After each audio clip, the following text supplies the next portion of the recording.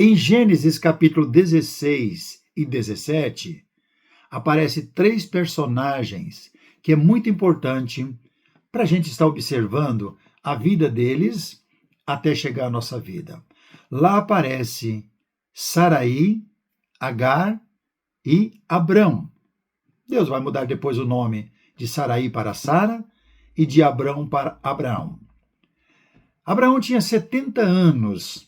Deus chegou e falou para ele: olha, de ti vou fazer uma grande nação, como as estrelas dos céus, como os grãos de areia que está espalhada nas praias. Se você puder contar, você vai saber quantos. Bom, 70 anos, só que tinha um probleminha. A esposa dele não podia ser mãe, ela era estéril. E aí se passaram 10 anos e nada aconteceu. Então, Sara disse para sua serva Agar: vai se deitar com meu marido, porque ele precisa ter um filho para cumprir a promessa de Deus. Eu não posso ter filho. Bom, então com 86 anos vai nascer Ismael, o filho da escrava. Mas e cadê o filho da promessa? É interessante observar que essas alturas, depois de 10, 11 anos, 13 anos, na verdade, que estaria com Ismael, 70 até 86, 85, 15 para 16 anos, nós podemos pensar como Abraão não desistiu dessa ideia. Que promessa é essa que Deus fez que não vai cumprir? Então tentaram ajudar a Deus, não confiaram em Deus, não esperaram em Deus. Teve esse filho cresceu. Quando Abraão estava com 99 anos, aí vai nascer Isaque, o filho da promessa.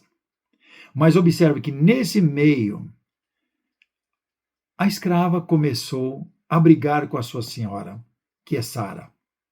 Agar começou a brigar, porque ela não podia ter filhos, e você sabe como é no passado, uma mulher que não podia ter filhos, ela era rejeitada na sociedade. Teria que ter filhos e filho homens. Então surgiu problema sério. E aí tiveram que despedir a escrava. Deus vai dar um jeito de cuidar, né? Mas Abraão, agora já com 100 anos, nasceu Isaque, o filho da promessa. E aí nós podemos ver essa história, que é uma história contada por muitas pessoas no decorrer de todos esses séculos e nos nossos dias. E na era cristã, nós podemos observar que os próprios apóstolos usaram essa história, que é uma história triste e ao mesmo tempo uma história bonita, para pregar. O apóstolo Paulo usou em Gálatas capítulo 3, a partir do versículo 6, para falar sobre esse personagem, pai Abraão, e diz que Deus pré-anunciou o evangelho a ele. Aí ele desenvolve uma mensagem fabulosa, mostrando que aqueles que estavam debaixo da lei são aqueles que é Ismael, que são aqueles que vivem na escravidão, os filhos da escrava.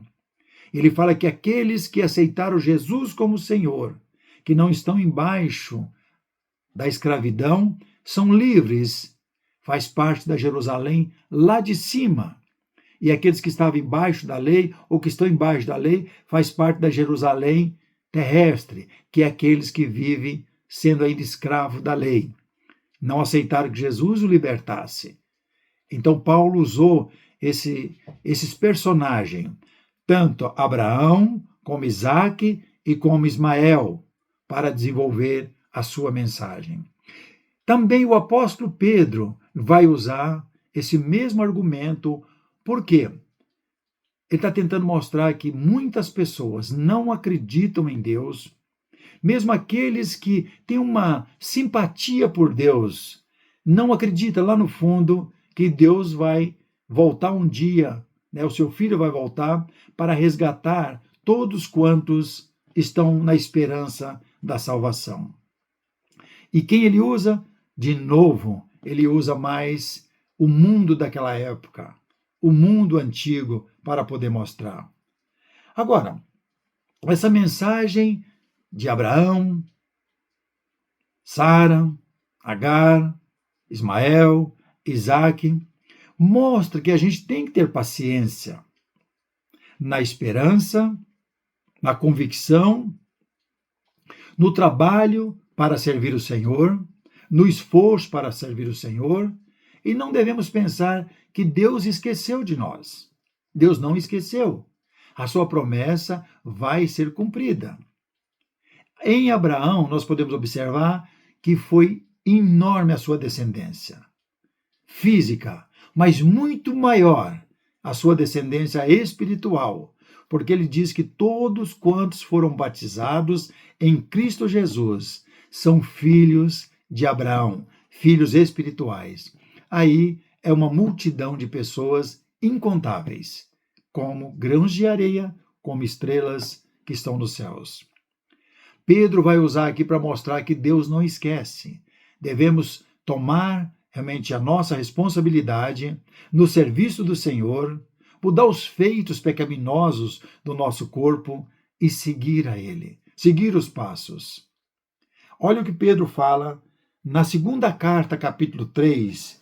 Ele diz para esses irmãos: Amados, esta é agora a segunda epístola que vos escrevo, em ambas procuro despertar com lembranças a vossa mente esclarecida, para que vos recordeis das palavras que anteriormente foram ditas pelos santos profetas, pelo o mandamento do Senhor e Salvador ensinado pelos vossos apóstolos, tendo em conta, antes de tudo, que nos últimos dias virão escarnecedores com seus escânios, andando segundo as suas próprias paixões e dizendo: onde está a promessa da sua vinda?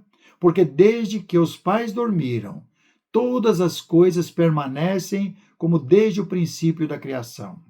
Porque deliberadamente esquecem que de longa tempo houve céus, bem como terra, a qual surgiu da água e através da água pela palavra de Deus, pelo qual veio a perecer o mundo daquele tempo afogado em água.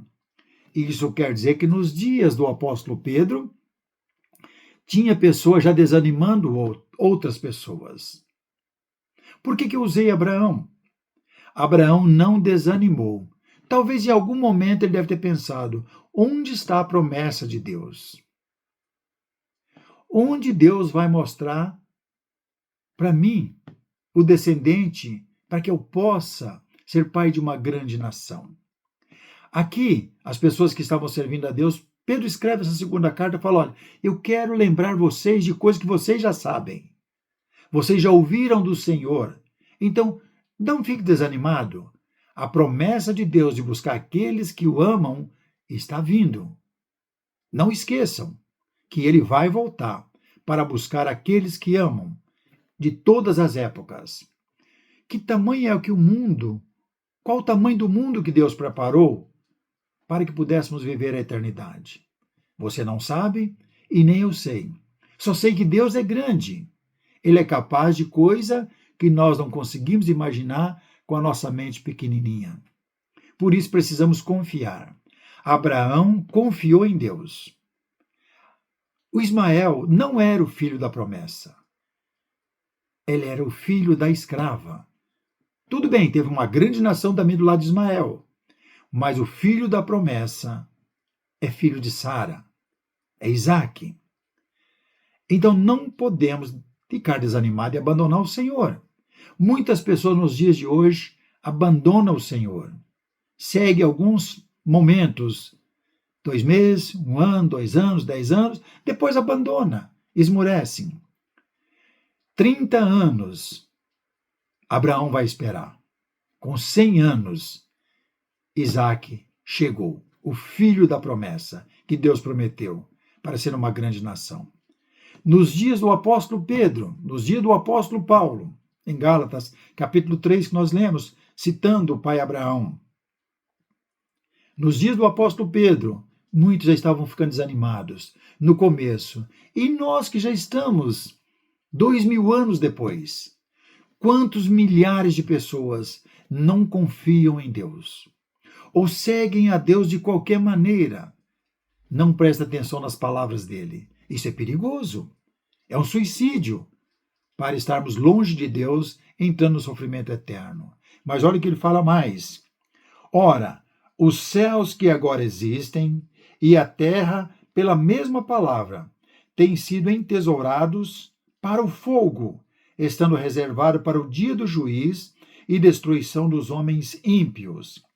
Há, todavia, uma coisa, amados, que não deveis esquecer, que para o Senhor um dia é como 1000 anos, e 1000 anos como um dia. Deus não está com um reloginho contando minutos, ele não precisa disso. Ele é eterno. Deus é eterno.